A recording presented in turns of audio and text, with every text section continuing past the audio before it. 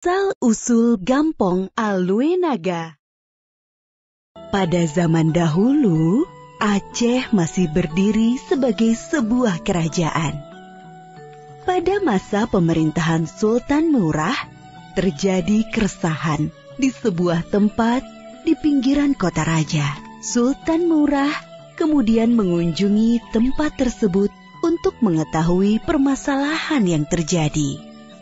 Tuanku, akhir-akhir ini banyak terjadi keanehan di sebuah bukit Lamyong. Banyak ternak yang hilang saat kami gembalakan di sana. Selain itu, bukit Lamyong kadang-kadang menyebabkan gempa, sehingga membahayakan orang-orang yang berada di bawahnya. Sejak kapan hal itu terjadi? Keanehan itu terjadi sejak menjelang meninggalnya ayahanda tuanku, Sultan Alamsyah.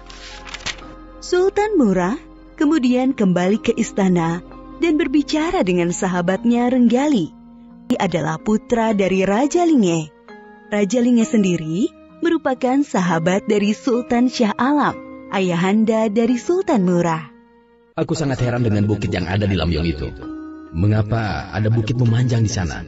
Padahal di sekitarnya dahulu hanyalah rawa-rawa yang selalu berair. Menurut cerita orang-orang di sana, bukit tersebut muncul secara tiba-tiba pada suatu malam. Kakanda saya, Raja Linge Muda, menaruh curiga ketika pertama kali melihat bukit tersebut dalam perjalanan ke kota raja. Bukit itu seolah-olah memanggilnya. Pergilah ke bukit itu, cari tahu sebenarnya apa yang terjadi dengan bukit di Lamyong itu. Renggali memeriksa setiap sudut bukit di Lamyong tersebut, dari selatan hingga ke utara dekat laut. Renggali merasa bukit tersebut sangat aneh. Renggali terus memeriksa bukit tersebut dengan berjalan mendaki bagian atas bukit. Renggali terkejut karena tiba-tiba merasakan air mengalir di kakinya. Saking terkejutnya, Renggali melompat ke bawah sambil berguling-guling. Bukit yang aneh. Renggali semakin merasakan keanehan dengan bukit tersebut. Maafkan hamba, putra Raja Linge. Siapa kamu? Renggali semakin heran bahwa bukit tersebut bisa bicara. Hamba adalah Naga Hijau, sahabat dari ayahanda tuanku. Kamukah itu Naga Hijau? Lalu, di mana ayahku? Bukit itu pelan-pelan mulai terlihat berbentuk kepala ular raksasa. Panggillah Sultan Alamsyah, hamba akan membuat pengakuan. Renggali segera kembali ke istana dan menemui Sultan Murah. Jadi bukit itu ternyata Naga Hijau yang menghilang bersama ayahmu. Mengapa dia ingin menemui ayahku? Apakah dia belum tahu Sultan sudah wafat? Sultan Murah dan Renggali segera bergegas menemui Naga Hijau. Mengapa Sultan Alamsyah tidak datang? Sultan Alamsyah telah lama meninggal. Mengapa keadaan kamu bisa seperti ini, Naga Hijau? Kami kira kamu telah kembali ke asalmu. Tetapi, di mana Raja Linge? Bukit tersebut bergemuruh mengeluarkan suara menggelegar. Hukumlah hamba, Sultan Merah. Hamba sudah mengkhianati Sultan Alamsyah. Hamba sangat pantas dihukum. Hamba sudah memakan semua kerbau putih hadiah Tuan Tapa untuk Sultan Alamsyah. Dan hamba sudah membunuh Raja Linge. Bagaimana kamu bisa membunuh sahabatmu sendiri? Sultan Alam awalnya memerintahkan hamba untuk mengantar hadiah berupa pedang untuk sahabat-sahabatnya. Semua pedang tersebut sudah hamba sampaikan, kecuali untuk Raja Linge dan Tuan Tapa. Maka hamba mengunjungi Raja Linge terlebih dahulu. Kebetulan beliau juga berniat mengunjungi Tuan Tapa untuk mengambil obat istrinya. Sesampainya di tempat Tuan Tapa, beliau menitipkan kepada hamba 6 ekor kerbau putih besar dan gemuk untuk Sultan Alamsyah.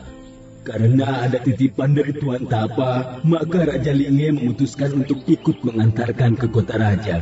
Karena itu kami memutuskan untuk ke Linge terlebih dahulu, mengantarkan obat untuk istrinya.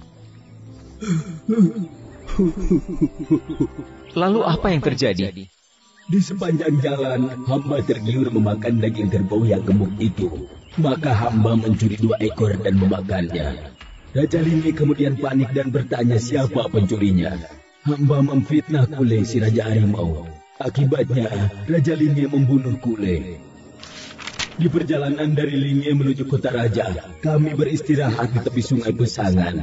Hamba kembali mencuri 2 ekor kerbau dan memakannya. Kemudian hamba memfitnah Buya si Raja Buaya, sehingga Raja Linge membunuhnya. Ketika memasuki kota raja, Raja Linge memutuskan mandi dulu dan berganti pakaian di tepi sungai. Lalu hamba memakan 2 ekor kerbau putih lagi. Namun kali ini Raja Linge mengetahui dan marah. Karena hamba terlanjur malu, akhirnya hamba menyerang Raja Linge.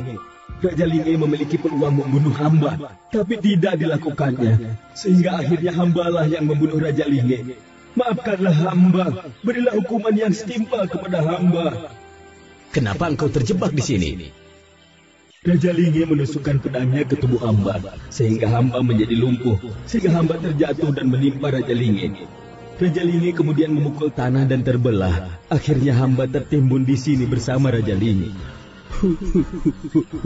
Kenapa Raja Linge hanya menusuk hamba sedikit saja? Seharusnya Raja Linge membunuh hamba saja. Hamba menerima keadaan ini. Biarlah hamba terkubur bersama sahabat hamba, Raja Linge.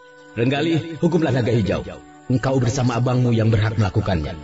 Jika ayah hamba tidak mau membunuhnya, maka hamba juga tidak mau membunuhnya. Hamba akan membebaskannya. Tidak, hamba ingin dihukum. Pokoknya hukum hamba. Kalau begitu, bebaskan dia. Hukumlah hamba, Sultan Merah. Sudah cukup hukumanmu. Raja Linge sudah menghukummu, dan sekarang putranya membebaskanmu. Pulanglah ke negerimu. Hamba sungguh menyesal. Hamba memiliki sahabat-sahabat yang berhati mulia, tetapi hamba justru mengkhianatinya. Selamat tinggal Sultan Merah dan putra Raja Linge. Naga Hijau kemudian pergi menuju laut. Tanah yang dilalui naga hijau membentuk sungai kecil akibat pergerakan naga hijau tersebut. Di kemudian hari, daerah bekas tempat naga hijau tersebut dikenal dengan nama Alue Naga. Alue Naga artinya sungai kecil. Di tempat tersebut terdapat rawa-rawa dan sungai kecil yang selalu tergenang oleh air mata penyesalan seekor naga yang tega mengkhianati sahabat-sahabatnya.